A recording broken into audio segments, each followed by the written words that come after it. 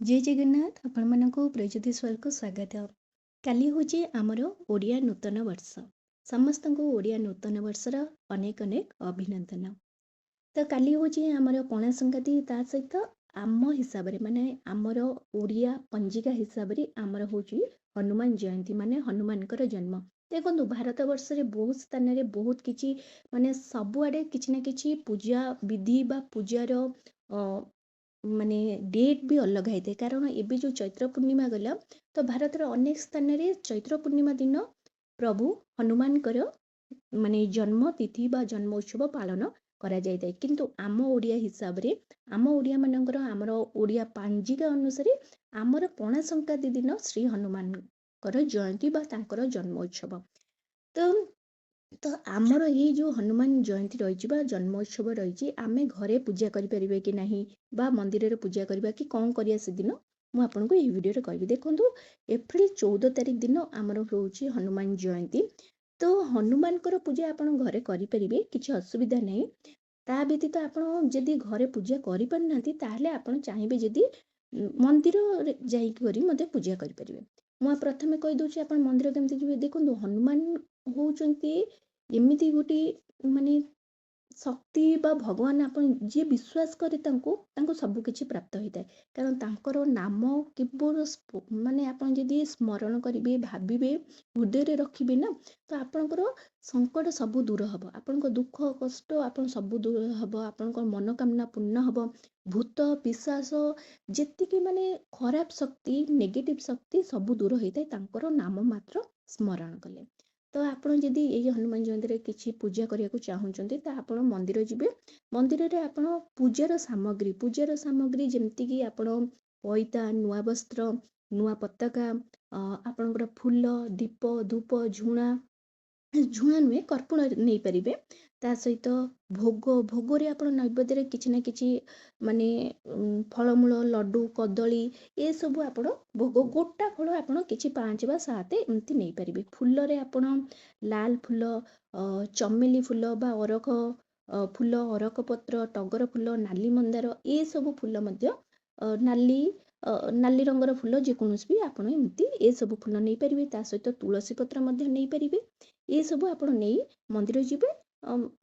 ନନା ଆପଣଙ୍କର ପୂଜା କରିଦେବ, ତ ଆପଣ ସରିଲା। କିନ୍ତୁ ଆପଣ ଚେଷ୍ଟା କରିବେ ସେଦିନ କିଛି ନା କିଛି ପୂଜା ଶେଷ କଲା ପରେ ଆପଣ କିଛି ନା କିଛି ଦାନ କରିବା ପାଇଁ, ଠିକ୍ ଅଛି। ଯେଉଁମାନେ ଘରେ ପୂଜା କରୁଛନ୍ତି, ଦେଖନ୍ତୁ ଯେଉଁମାନେ ଘରେ ପୂଜା କରୁଛନ୍ତି, ତ ସେମାନେ ମହିଳାମାନେ ପୂଜା କରିପାରିବେ, ଠିକ୍ ଅଛି। କିନ୍ତୁ ମହିଳାମାନେ କିଛିଟା ମାନେ ପୂଜାରେ ଯେମିତି ଦେଖନ୍ତୁ, ଆମ ମା ଲକ୍ଷ୍ମୀଙ୍କର ପୂଜା ହେଲା, ଆମେ ଫାଷ୍ଟରୁ ଲାଷ୍ଟ ପର୍ଯ୍ୟନ୍ତ ସବୁ ପୂଜା ଆମେ କରିପାରିବା। ମା ଲକ୍ଷ୍ମୀଙ୍କର ହେଲା କି ମହାଦେବଙ୍କର ପୂଜା ହେଲା କି ପ୍ରଭୁ ନାରାୟଣଙ୍କର ପୂଜା ହେଲା, ତ ଏସବୁ ପୂଜା ମହିଳାମାନେ ଫାଷ୍ଟରୁ ଲାଷ୍ଟ ପର୍ଯ୍ୟନ୍ତ କରିପାରିବେ। କିନ୍ତୁ ପ୍ରଭୁ ହନୁମାନଙ୍କର, ଶ୍ରୀ ହନୁମାନଙ୍କର ଯେଉଁ ପୂଜା କରାଯାଏ, ତ ପୁରୁଷମାନେ ସ୍ନାନ ମାନେ ତାଙ୍କୁ ସ୍ନାନ କରେଇଦେବା ଆଉ ପଇତା ଯେଉଁ ଅର୍ପଣ କରାଯାଏ, ତ ପୁରୁଷମାନେ କରିପାରିବେ। ମହିଳାମାନେ କର୍ପୂର, ଦୀପ, ଧୂପରେ ଆଳତି କରିପାରିବେ, ଠିକ୍ ଅଛି। ତ ଆପଣ ଚେଷ୍ଟା କରନ୍ତୁ ବ୍ରାହ୍ମଣଙ୍କ ଦ୍ୱାରା ଆପଣ ପୂଜା କରିପାରିବେ, ନହେଲେ ପୁରୁଷମାନଙ୍କ ଦ୍ୱାରା ଆପଣ ଏଇ ପୂଜାଟି କରନ୍ତୁ। ପ୍ରଥମେ କ'ଣ କରିବେ, ଯେଉଁ ସ୍ଥାନରେ ଆପଣ ପୂଜା କରିବେ ସେଇ ସ୍ଥାନକୁ ଭଲ ଭାବରେ ମାନେ ଶୁଦ୍ଧ କରିଦେବେ। ଟିକେ ଗୋମୟର ପୋଛିଦେବେ, ତା ସହିତ ଟିକେ ଗଙ୍ଗା ଜଳ ଛିଞ୍ଚିଦେବେ, ପଞ୍ଚାମୃତ ଛିଞ୍ଚିଦେବେ। ତାପରେ ଆପଣ କଳସ ସ୍ଥାପନା କରିବେ, ଠିକ୍ ଅଛି। କଳସ ସ୍ଥାପନା କରିସାରିଲା ପରେ ଆପଣଙ୍କ ପାଖରେ ଶ୍ରୀ ହନୁମାନଙ୍କର ଯେକୌଣସି ଫଟୋ ବା ପ୍ରତିମୂର୍ତ୍ତି ଯାହା ବି ଅଛି ଆପଣଙ୍କ ପାଖରେ, ତାଙ୍କୁ କ'ଣ କରିବେ, ଟିକେ ପଞ୍ଚାମୃତରେ ସ୍ନାନ, ମାନେ ପୁରୁଷମାନେ, ଠିକ୍ ଅଛି, ପୁରୁଷମାନେ କ'ଣ କରିବେ, ପଞ୍ଚାମୃତରେ ତାଙ୍କୁ ଟିକେ ସ୍ନାନ କରିଦେବେ। ସ୍ନାନ କରିସାରିଲା ପରେ ଶୁଦ୍ଧ ଜଳ ମାନେ ଜଳ, ସେଥିରେ ଆପଣ କର୍ପୂର, ଅଗୁରୁ ଏସବୁ ପକାଇ, ମାନେ ଶୁଦ୍ଧ ମାନେ ବାସ୍ନା ହେଉଥିବ ଯେଉଁ ଜିନିଷ, ତାକୁ ପକାଇ ଆପଣ କ'ଣ କରିବେ, ତାଙ୍କୁ ସ୍ନାନ କରାଇଦେବେ। ସ୍ନାନ କରିସାରିଲା ପରେ ତାଙ୍କୁ ଟିକେ ଭଲ ଭାବରେ ଟିକେ ପୋଛିଦେବେ। ପୋଛି ସାରିଲା ପରେ ନୂଆ ବସ୍ତ୍ର କମଳା ରଙ୍ଗର ବସ୍ତ୍ର ଶ୍ରୀ ହନୁମାନଙ୍କୁ ବହୁତ ପସନ୍ଦ, ତ କମଳା ରଙ୍ଗର ବସ୍ତ୍ର ଆପଣ ତାଙ୍କୁ ଅର୍ପଣ କରିବେ। ତାପରେ ପଇତା ଅର୍ପଣ କରିବେ। ତାପରେ ନୂଆ ପତାକା ଅର୍ପଣ କରିବେ। ତାପରେ କ'ଣ କରିବେ, ଚନ୍ଦନ ସିନ୍ଦୁର, ଠିକ୍ ଅଛି, ଚନ୍ଦନ ସିନ୍ଦୁର, କାରଣ ଆପଣ ଜାଣିଛନ୍ତି ପ୍ରଥମେ କ'ଣ କରିବେ, ପ୍ରଭୁଙ୍କର ସବୁବେଳେ ମନେ ରଖିବେ, ଆପଣ ଯେତେବେଳେ ଶ୍ରୀ ହନୁମାନଙ୍କର ପୂଜା କରୁଛନ୍ତି, ପୂଜା କରିବା ପୂର୍ବରୁ ଯେତେବେଳେ ଆରମ୍ଭ କରିବେ, କଳସ ସ୍ଥାପନା ବି କରିବା ପୂର୍ବରୁ ପ୍ରଥମେ ଶ୍ରୀରାମଙ୍କର ନାମ ନେବେ। ତା ସହିତ ପ୍ରଭୁ ଶିବଙ୍କର ନାମ ନେବେ। ପୂଜା ଆରମ୍ଭ କରିବା ପୂର୍ବରୁ ଶ୍ରୀରାମ ଶ୍ରୀରାମ ଶ୍ରୀରାମ ଶ୍ରୀରାମ ଶ୍ରୀରାମ ଏମିତି ମନ୍ତ୍ର ଜପ କରିବେ। ଠିକ୍ ଅଛି। ରାମ ରାମ ରାମ ରାମ ଏମିତି ନହେଲେ ମାନେ ତାଙ୍କ ନାମ ନେବେ। ଠିକ୍ ଅଛି। ଆପଣମାନେ ଜାଣିଛନ୍ତି ଶ୍ରୀ ହନୁମାନଙ୍କର ଛାତିରେ ତାଙ୍କ ହୃଦୟରେ କିଏ ଅଛନ୍ତି? ପ୍ରଭୁ ରାମ ଆଉ ସୀତା, ମା ସୀତା ଅଛନ୍ତି। ତ ପ୍ରଥମେ ତାଙ୍କୁ କ'ଣ କରିବେ? ଚନ୍ଦନ ସିନ୍ଦୁର ଅର୍ପଣ କରିବେ ତାଙ୍କ ହୃଦୟରେ। ତାପରେ ହନୁମାନଙ୍କର ଯୋଉ କମଳା ରଙ୍ଗର ଗୋଟେ ଅଲଗା ସିନ୍ଦୁର ଆସିଛି, ତାପରେ ତାଙ୍କୁ କ'ଣ କରିବେ? କମଳା ରଙ୍ଗର ସିନ୍ଦୁର ଅର୍ପଣ କରିବେ। ତାଙ୍କୁ ଫୁଲ ଅର୍ପଣ କରିବେ। ମାନେ ଫୁଲରେ ମୁଁ ଆପଣଙ୍କୁ କହିଦେଲି ନାଲି ମନ୍ଦାର କି ଆପଣଙ୍କର ହଳଦିଆ ମନ୍ଦାର ହେଲା, ଧଳା ମନ୍ଦାର ହେଲା, ଅରଖ ଫୁଲ, ଅରଖ ପତ୍ର, ଟଗର ଫୁଲ ଏସବୁ ଆପଣ ଅର୍ପଣ କରିବେ। ଏବେ କ'ଣ କରିବେ ଦେଖନ୍ତୁ, ଆପଣଙ୍କୁ ନିଦା ଜିନିଷରେ ମୁଁ ଆପଣଙ୍କୁ କହିଛି ସବୁ ଭଗବାନଙ୍କୁ ନିଦା ଜିନିଷରେ ପୂଜା କରାଯାଏ। ତ ସେଥିପାଇଁ ଗୁଆ ଗୋଟେ ପ୍ରଭୁଙ୍କ ନାମରେ ଗୁଆକୁ ଆପଣ କ'ଣ କରିବେ? ପୁଣି ଆଉ ଥରେ ପଞ୍ଚାମୃତରେ ସ୍ନାନ କରାଇଦେବେ। ତାପରେ ତାଙ୍କୁ ଶୁଦ୍ଧ ଜଳରେ ସ୍ନାନ କରିସାରିଲା ପରେ ଗୋଟେ ପ୍ଲେଟ୍ ଉପରେ କ'ଣ କରିବେ? ଗୋଟେ ପାନପତ୍ର ରଖିବେ। ସେଇ ପାନପତ୍ର ଉପରେ ଗୁଆକୁ ରଖିଲେ, ମାନେ ଗୁଆ ହେଉଛନ୍ତି ଆପଣଙ୍କର ଶ୍ରୀ ହନୁମାନ। ଠିକ୍ ଅଛି। ତାଙ୍କୁ କ'ଣ କରିବେ? ଗୁଆକୁ ଚନ୍ଦନ ସିନ୍ଦୁର ପଇତା ବା ରକ୍ଷାସୂତ୍ର ଅର୍ପଣ କରିବେ। ତାଙ୍କୁ ଫୁଲ, ଦୁବ, ବରକୋଳି ପତ୍ର, ଅକ୍ଷତ ଅର୍ପଣ କରିବେ। ଠିକ୍ ଅଛି। ତାପରେ ତୁଳସୀ ପତ୍ର ଅର୍ପଣ କରିବେ। ତୁଳସୀ ପତ୍ର ପ୍ରଥମେ ମାନେ ଶ୍ରୀରାମଙ୍କ ନାମ ନେଇ ଆପଣ କ'ଣ କରିବେ? ତୁଳସୀ ପତ୍ର ଅର୍ପଣ କରିବେ। ତାପରେ ହନୁମାନଙ୍କର ନାମ ନେଇ ଆପଣ କ'ଣ କରିବେ? ତୁଳସୀ ପତ୍ର ହନୁମାନଙ୍କୁ ଅର୍ପଣ କରିବେ। ଠିକ୍ ଅଛି। ତାପରେ ଦୀପ ଅର୍ପଣ କଲେ, ନୈବେଦ୍ୟ ଅର୍ପଣ କରିବେ। ନୈବେଦ୍ୟରେ ଆପଣ କ'ଣ କରିବେ? ନୈବେଦ୍ୟରେ ଆପଣ ପ୍ରଥମେ ଯାହା ବି ଭୋଗ ଆପଣ ଯାହା ବି ଅର୍ପଣ କରନ୍ତୁ, ପ୍ରଥମେ କଳସ ପାଖରେ ଭୋଗ ଲଗେଇବେ, ତାପରେ ହନୁମାନଙ୍କ ପାଖରେ ଭୋଗ ଲଗେଇବେ। ଆପଣ ଏଦିନ ଫଳମୂଳର ମାନେ ଭୋଗ ଲଗେଇ ପାରିବେ।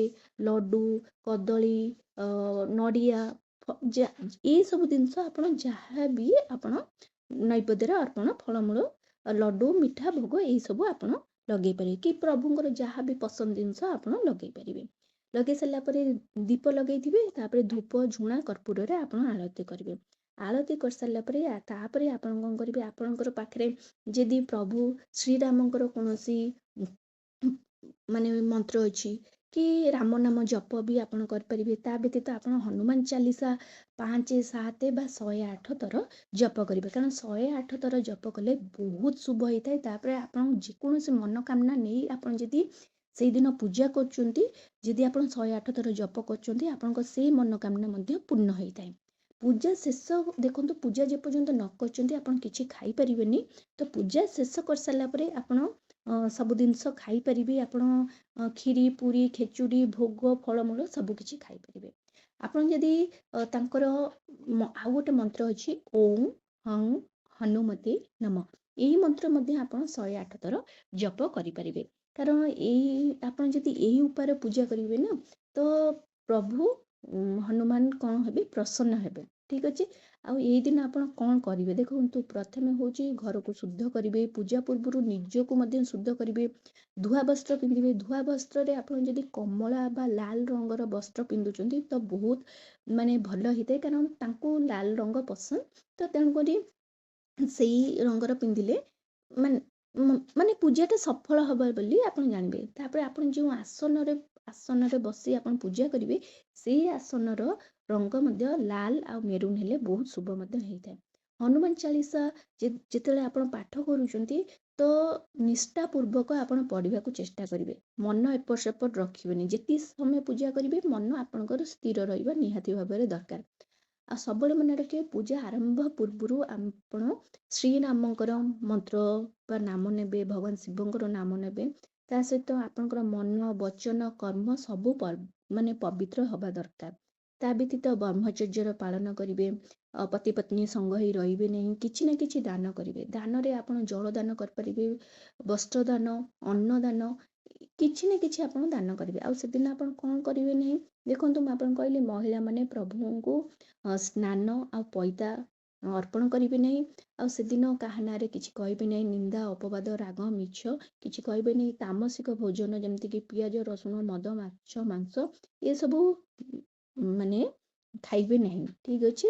ତା ସହିତ ବିଶେଷ ଉପାସନା କ'ଣ କରିପାରିବେ? ହନୁମାନ ଚାଳିଶା ଆପଣ 108 ଥର ପାଠ କରିପାରିବେ।